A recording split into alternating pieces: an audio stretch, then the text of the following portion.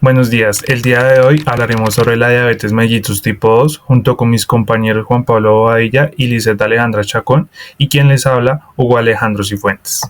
La diabetes mellitus es hoy un gran problema de salud pública mundial. Actualmente afecta a unos 463 millones de adultos entre 20 y 79 años, es decir, el 9.3% de la población, y se estima que esta cifra aumentará con el paso de los años.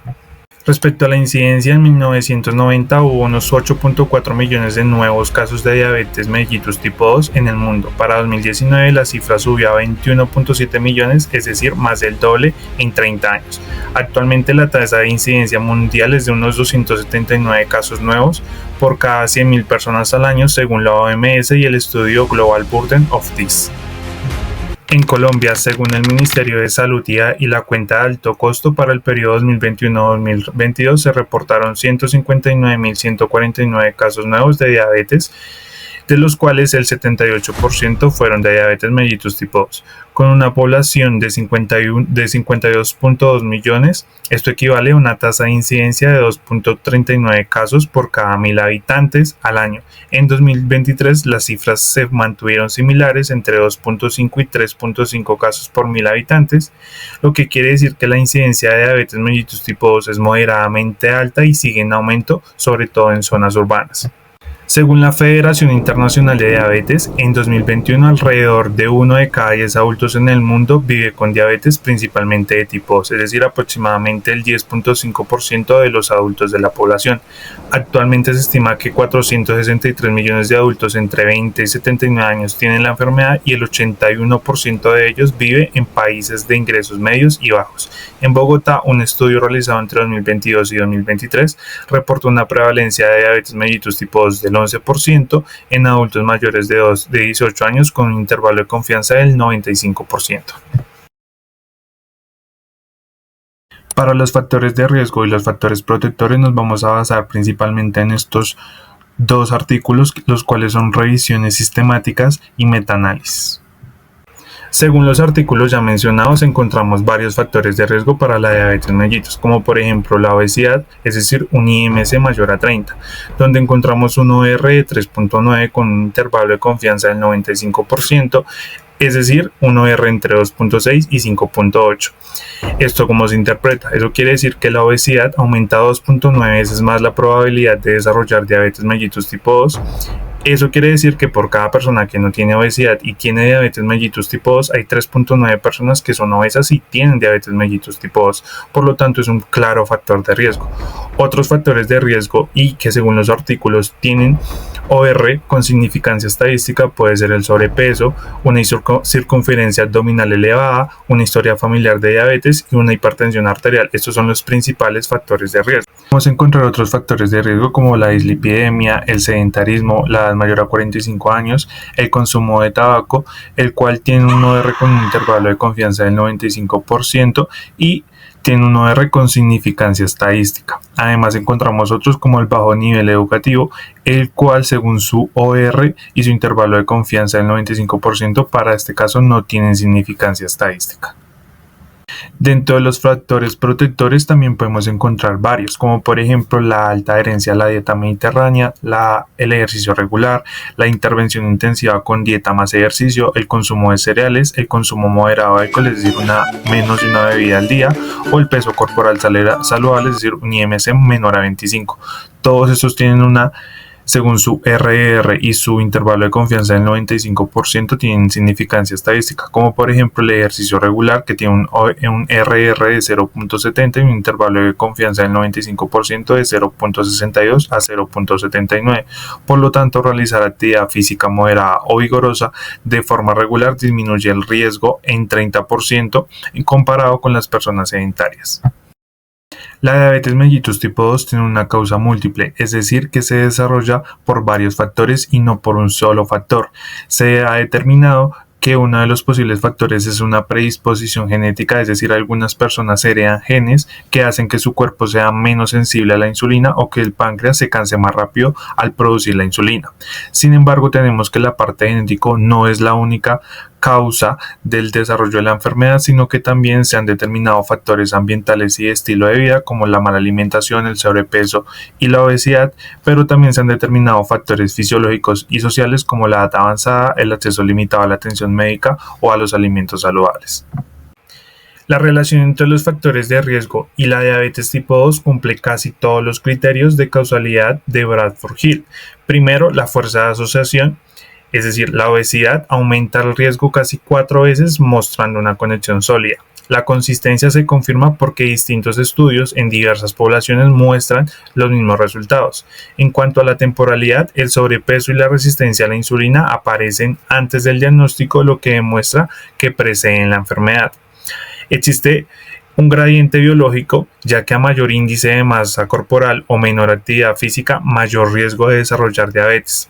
La plausibilidad biológica en este caso se sustenta en que la obesidad y la inflamación alteran la acción de la insulina. La coherencia entre los estudios epidemiológicos, clínicos, experimentales refuerza esta relación. Además, la evidencia experimental, como los programas de cambio de estilo de vida, muestra que reducir el peso y mejorar la dieta disminuye la incidencia de la diabetes. Por analogía, otros trastornos metabólicos comparten mecanismos similares y, aunque la especificidad no es absoluta, la relación entre la obesidad y la resistencia a la insulina y diabetes tipo 2 es clara. Por lo tanto, en conjunto, todos estos criterios respaldan que la obesidad y los malos hábitos tienen un papel causal en el desarrollo de la diabetes mellitus tipo 2. Bueno, compañeros, ahora continuaremos hablando sobre los niveles de prevención de la diabetes, iniciando con la prevención primaria, el cual su objetivo se trata en evitar que la enfermedad aparezca actuando antes de que hayan alteraciones en la glucosa. Las principales estrategias son llevar una alimentación equilibrada, aumentar el consumo de fibra, agua, controlar el peso, realizar actividad física regular al menos 150 minutos, evitar el tabaco y exceso de alcohol y cuidar sobre todo nuestra salud mental.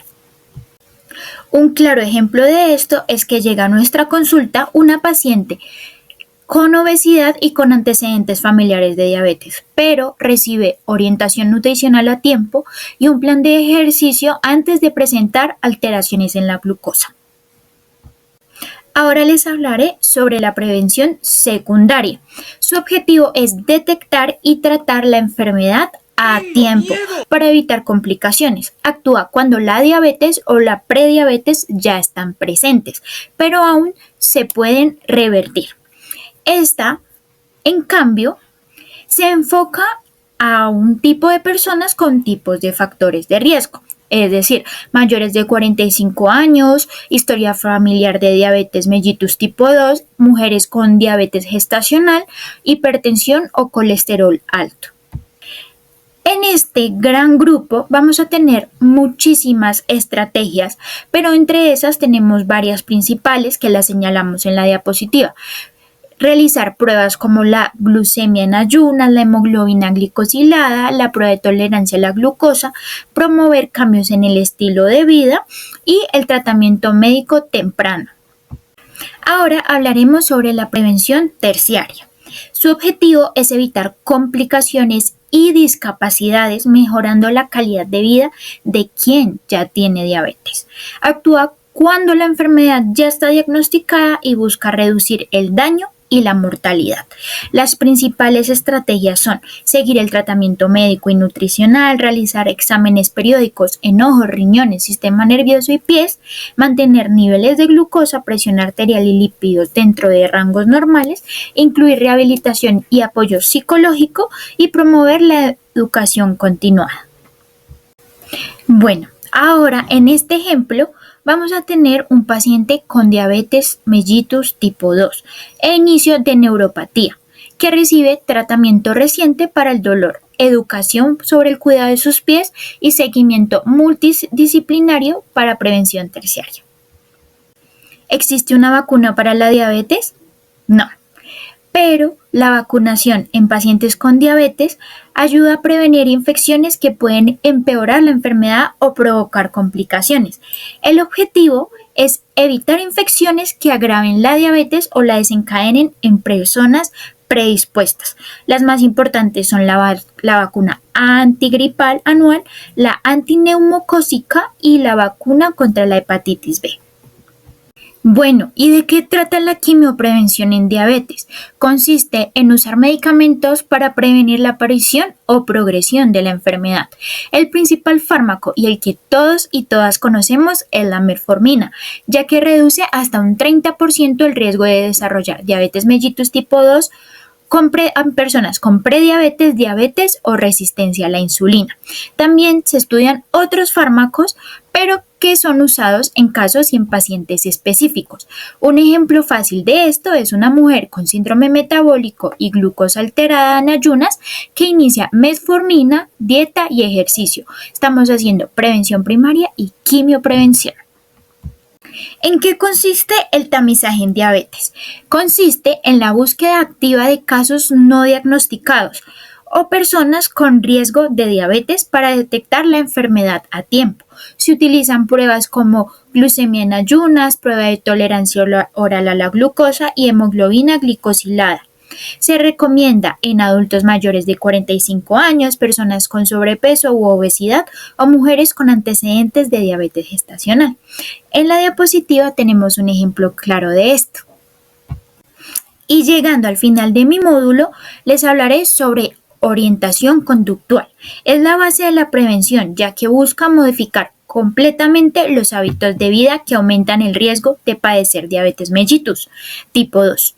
Incluye alimentación saludable, actividad física regular, evitar el tabaco, el alcohol, manejar el estrés, dormir bien y participar en programas comunitarios que me fortalezcan y me ayuden en estilos de vida saludables. Un ejemplo de esto es un programa en una empresa que enseña hábitos saludables, sería una prevención primaria. Entonces, el primero del que vamos a hablar de los artículos es el ensayo Predicto.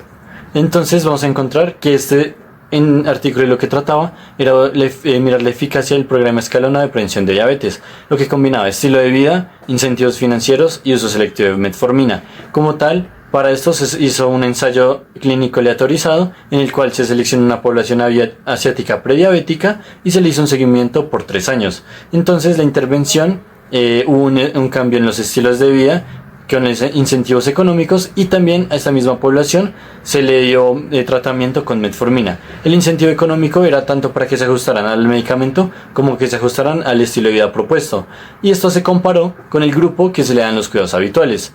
En ambos grupos eran pacientes de alto riesgo, por lo cual iban a mantener un nivel parecido, y ya en los resultados tenemos que el 34.8% del grupo de intervención desarrolló diabetes frente al 47.3% del grupo de control, que esto tuvo un RR del 0.74, por lo cual se logró una reducción de la enfermedad, y como conclusión tenemos que el apoyo conductual con los estímulos y el tratamiento que se propuso sí era más efectivo para el tratamiento de esta enfermedad que los cuidados normales. En el ensayo Flow tenemos que este fue un artículo el cual miraba el efecto de la semaglutida en pacientes que están en desenlace renal y cardiovascular. Entonces se miraba pacientes que tuvieran esto y aparte diabetes mellitus tipo 2 y enfermedad renal crónica. Entonces en el diseño encontramos que fue un ensayo clínico aleatorizado, doble ciego, y se usó un seguimiento por 3 años con 3.533 pacientes. Como tal, la intervención fue administración semanal de semaglutida 1 miligramo subcutáneo a un grupo de pacientes comparado con otros que era con placebo, pero también mantenían los cuidados habituales que normalmente estaban llevando.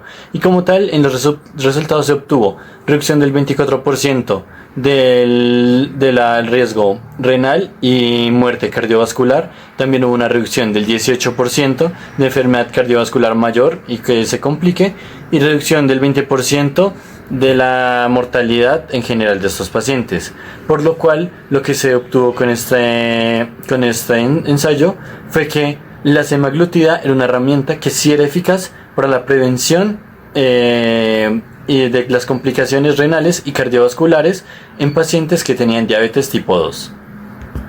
Entonces, en conclusión, tenemos que la diabetes tipo 2 representa el 80% de casos de las diabetes. Ya cuando hablamos de la incidencia de la enfermedad a nivel mundial, tenemos que representa el 9% de esta. Y ya si nos vamos a Latinoamérica y en general vamos a encontrar que oscila entre el 8 y el 10%. Los factores de riesgo que ayudan a que esta enfermedad aumente y se vea en más casos tenemos la obesidad, la inactividad física, dietas no saludables y tabaquismo. Ya cuando hablamos de prevención con base en los artículos que ya explicamos, tenemos la prevención primaria, secundaria y terciaria. En la primaria vamos a encontrar que va a ser el control mediante alimentación y ejercicio para evitar desarrollar la enfermedad y en caso de ya tenerla, mitigar los síntomas.